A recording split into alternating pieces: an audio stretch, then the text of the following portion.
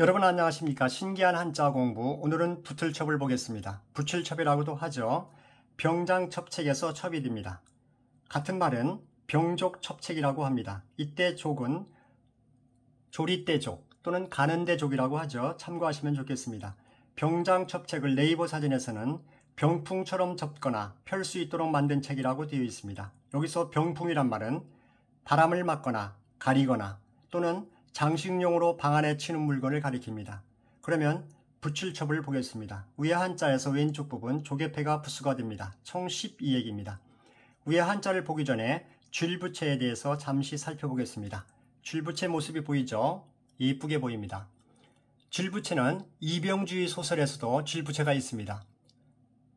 길에서 주운 쥘부채 하나에 깃들어 있는 사연을 추적해 나가는 이야기가 담겨 있는 작품입니다. 그냥 지나치고 말면 그뿐일 듯한 부채의 기구한 인생과 그리고 우여곡절의 역사가 가슴 아프게 배어있는 소설, 이병주의 소설입니다. 쥘부채 참고하시면 좋겠습니다. 그리고 조선시대에는 쥘부채가 어땠는지 잠시 보겠습니다.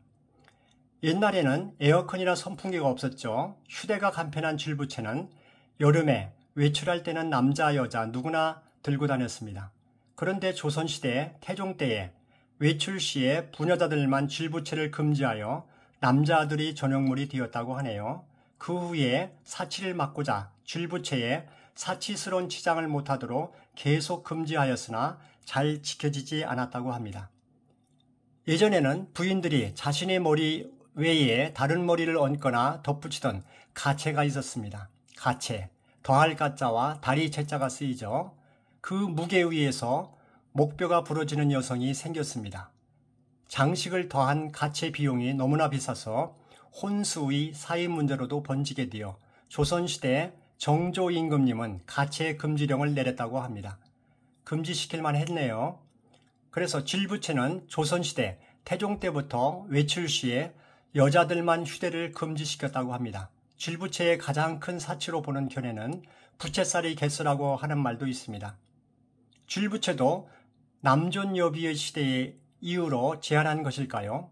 가채는 여자들만의 문제라고 생각할 수 있지만 쥘부채는 남녀 공용의 물건인데 남자들은 허용하고 여자들만 박정하게 금지한 것은 우리가 모르는 예상 못한 이유가 또 있는지 궁금합니다.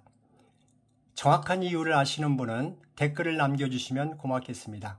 그러면 쥘부채에 대해서 조금 더 보겠습니다. 쥘부채는 접었다 폈다 하는 부채죠. 쥘부채를 표현하는 말은 6가지가 있습니다. 접첩선, 여기에 첩자, 붙일 첩자가 있죠. 그리고 접선, 첩선, 합죽선, 접부채, 접이부채라고 합니다. 이것들이 쥘부채를 표현하는 말들입니다. 접첫선에서 접은 오뒤자와 익힐습이 쓰였죠. 주름접자입니다. 접선에서 접은 제방변수와 익힐습이 쓰였습니다. 접을접자입니다. 그리고 첩선에서 첩은 포겔첩자죠.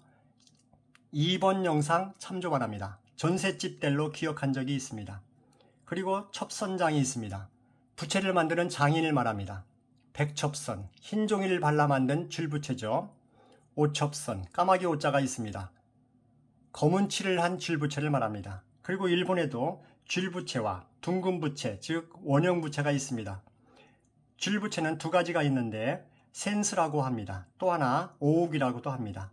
센스는 영어 SENSE와 발음이 같습니다. 쥘부채를 필 때, 쫙 필 때 멋있게 보여서 센스 있다고 하는 건지 모르겠습니다. 둥근부채는 우찌와라고 하는데 일본 씨름을 스모라고 합니다. 스모 심판이 들고 있는 것을 군바이 우찌와라고 합니다. 참고하시면 좋겠습니다. 그러면 위에 한자 조개패, 부수죠. 총 12액입니다. 조개패자를 하나씩 보면 조개라고 기억해도 되고 머이팔로 쓰면 됩니다.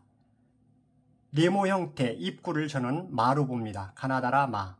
그런데 글자가 안에 들어갈 때는 머로 봅니다. 머. 그리고 한자 이. 그리고 팔. 머이팔을 조개패니까 조개로 봐도 되고 패로 봐도 됩니다. 여기서는 패로 보겠습니다. 조개로 봐도 됩니다. 그리고 한글 자음 이응이 있다고 보면 전체가 암으로 보입니다. 그러면 패암, 조개 붙은 암석, 이렇게 생각하시면 기억이 높아지지 않을까요?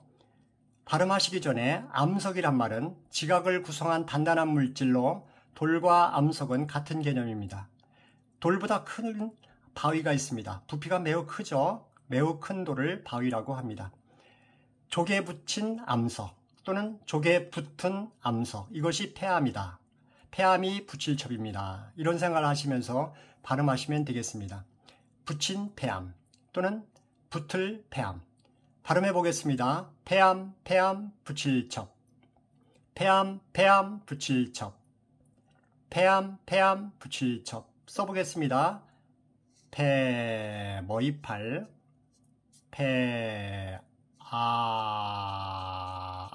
폐암, 붙일첩.